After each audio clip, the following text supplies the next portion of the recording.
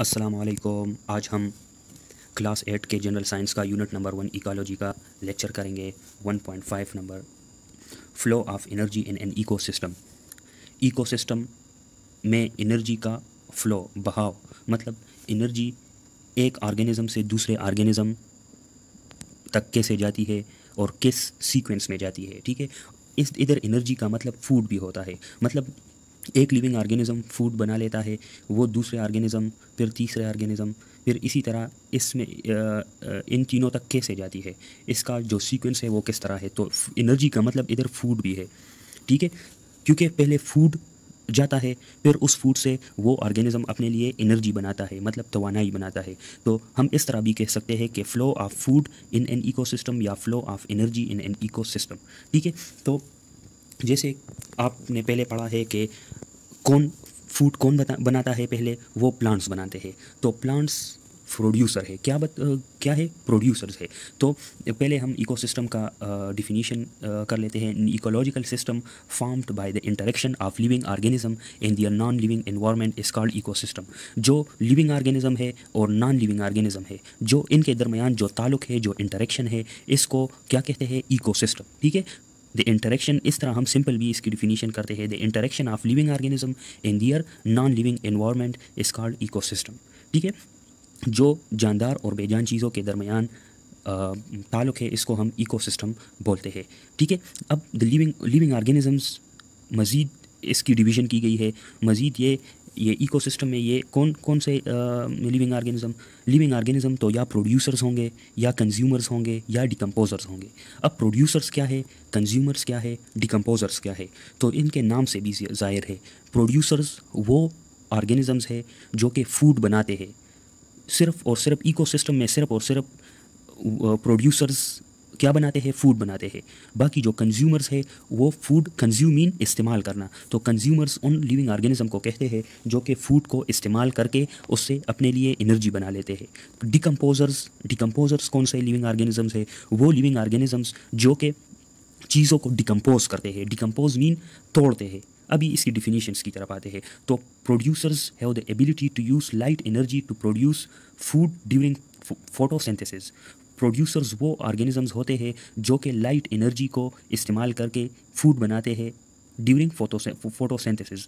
किस अमल के ज़रिए अपने लिए फूड बनाते हैं, फोटोसिंथेसिस के ज़रिए। और प्रोड्यूसर्स इकोसिस्टम में सिर्फ दो ही प्रोड्यूसर्स हैं, plants and algae are producers of ecosystems. मतलब सिर्फ प्लांट्स और अल्जी इकोसिस्टम में ऐसे लिविंग ऑर्गेनिजम्स हैं जो फूड बनाते हैं। ठीक है, अब कंज्यूमर्स की तरफ आते हैं। तो consumers are those which obtain energy by feeding on other organisms. अब कंज्यूमर्स वो, अच्छा, तो कंज्यूमर्स उन ऑर्गेनिजम्स को कहेंगे हम जो कि दूसरों से खुराक हासिल करते हैं और फिर उससे एनर्जी बनाते हैं। ठीक है, consumers are those which obtain energy by feeding on other organisms.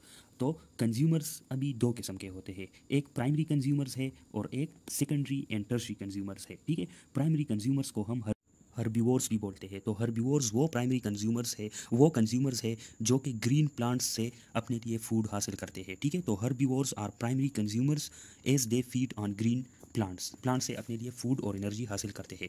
फिर सेकेंडरी और टर्शरी कंज्यूमर्स को हम कार्निवोर्स बोलते हैं, क्योंकि ये अपने अपने लिए खुराक दूसरे एनिमल्स से हासिल करते हैं। ठीक है, अब आते हैं हम डिकम्पोजर्स की तरफ। तो decomposers obtain energy by breaking down dead organisms in excretory products. ठीक है, तो डिकम्पोजर्स क्या करते हैं, जो प्रोड्यूसर्स और कंज्यूमर्स, प्लांट्स और एनिमल्स जब मर जाते हैं तो ये अपना फूड इन डेड ऑर्गेनिज्म से हासिल करते हैं। किस तरह, ये इसको ब्रेक डाउन कर लेते हैं और उससे जो फूड होता है और एनर्जी वो ये अपने लिए इस्तेमाल कर लेते हैं। और इसमें कौन कौन से आते हैं, इसमें फंजाई आता है और बैक्टीरिया। ठीक है, अब ये the feeding relationship between organism can be represented in a food chain. ये एक फूड चेन है, खुराक का एक चेन है, जिसमें प्रोड्यूसर्स खुराक बनाता है अपने लिए और दूसरों के लिए भी। प्राइमरी कंज्यूमर आता है जिसको हम हर्बीवोर्स भी बोलते हैं। कौन से, हर्बीवोर्स। फिर हर्बीवोर्स को कौन का लेते हैं, सेकेंडरी कंज्यूमर और टर्शरी कंज्यूमर। इन दोनों को कार्निवोर्स बोलते हैं। ठीक है, कार्निवोर्स, इन दोनों को कार्निवोर्स बोलते हैं। अब एक फूड चेन दिया गया है, इसमें देखिए ये प्लांट है, मेस प्लांट है, ये प्रोड्यूसर है। फिर माउस जो है वो प्राइमरी कंज्यूमर है, इसको हर्बीवोर्स भी बोलते हैं, ये प्लांट को खा लेता है। फिर स्नैक आ जाता है जो कि एक सेकेंडरी कंज्यूमर है, ये इस माउस को खा लेता है। फिर उल्लू, ये ओल ओल आता है जो कि टर्शरी कंज्यूमर है और ये इस स्नैक को खा लेता है। तो इस चेन को क्या कहते हैं? इसको फूड चेन कहते हैं। फूड चेन का डिफिनीशन ये है, ए food chain is a series of organisms through which energy is transfer in the form of food. Food chain एक लिविंग ऑर्गेनिज्म का एक सीरीज़ है जिसमें फूड जो खुराक है वो एक ऑर्गेनिज्म से दूसरे ऑर्गेनिज्म को ट्रांसफ़र होता है, मुंतकिल होता है। अभी मुख्तलिफ बहुत सारे फूड चेन मिलके क्या बनाते हैं? एक फूड वेब बनाता है।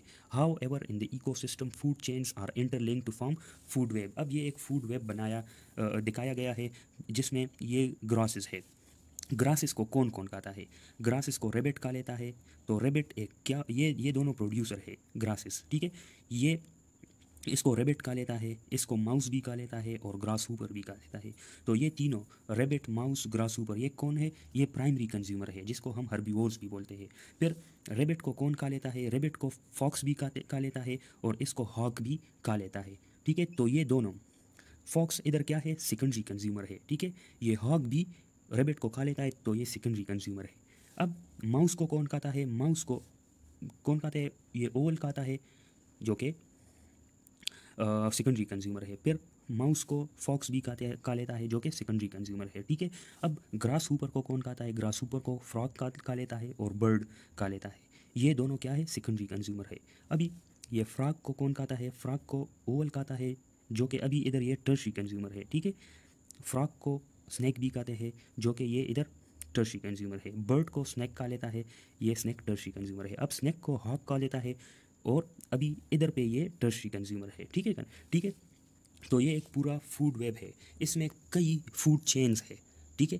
फॉर एग्जांपल ये एक फूड चेन है, ग्रास को रेबिट खा लेता है, रेबिट को फॉक्स खा लेता है, ये एक फूड चेन हो गया। दूसरा फूड चेन, ग्रास को ग्रास हूपर खा लेता है, ग्रास हूपर को बर्ड खा लेता है, बर्ड को स्नैक खा लेता है, स्नैक को हॉक खा लेता है, ठीक है। तो ये एक फूड चेन, ज़्यादा फूड चेन्स मिलके फूड वेब बनाते हैं। अब फूड एक ऑर्गेनिज्म से दूसरे ऑर्गेनिज्म को जब ट्रांसफ़र होती है तो ये मतलब इसको हम ये भी बोल सकते हैं कि एनर्जी एक ऑर्गेनिज्म से दूसरे ऑर्गेनिज्म को जब ट्रांसफ़र होती है तो पूरी एनर्जी ट्रांसफ़र नहीं होती, बल्कि कुछ एनर्जी वेस्ट भी हो जाती है, ज़ाया भी हो जाती है एनवायरनमेंट को, माहौल में ये खारिज हो जाती है, वेस्ट हो जाती है, ठीक है। देखो इधर दिया गया है, a lot of energy is lost to the environment as food is transfer from one level to the next in a food chain, energy may be lost to the environment. अब कौन से शक्लों में एनर्जी वेस्ट हो जाती है, ज़ाया हो जाती है, ठीक है। ये एक as heat during respiration at each level, heat के फॉर्म में, in the form of uneaten body parts of animal, कुछ एनिमल्स के बॉडी पार्ट्स को नहीं खा लेते कुछ एनिमल्स, तो अनईटन, बगैर खाए रह जाते हैं। Through food material which remains undigested, कुछ ऐसे फूड भी ज़ाया हो जाते हैं जो अनडाइजेस्टेड होते हैं, मतलब हज़म नहीं हो जाते। Through waste products excreted by consumers, for example urea के शक्ल में भी ज़ाया हो जाते हैं। तो ये फूड मतलब एक ऑर्गेनिज्म से जब दूसरे ऑर्गेनिज्म को फूड जाता है तो सारा फूड नहीं मुंतकिल नहीं होता, बल्कि कुछ फूड ज़ाया हो जाता है, कुछ एनर्जी ज़ाया हो जाती है या फूड ज़ाया हो जाता है, ये एक ही बात है, ठीक है। तो अभी देखें, ये इधर एक पायरामिड बनाया है, इसको हम पायरामिड ऑफ एनर्जी बोलते हैं।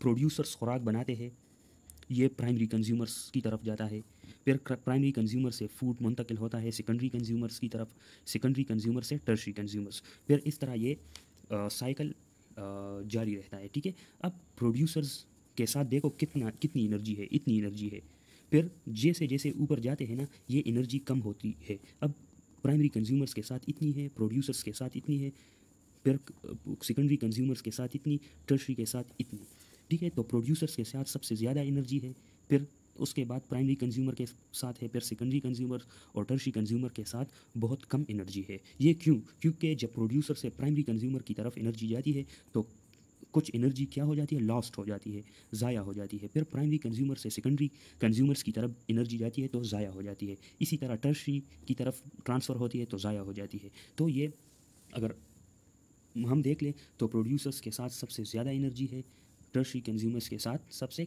कम एनर्जी है।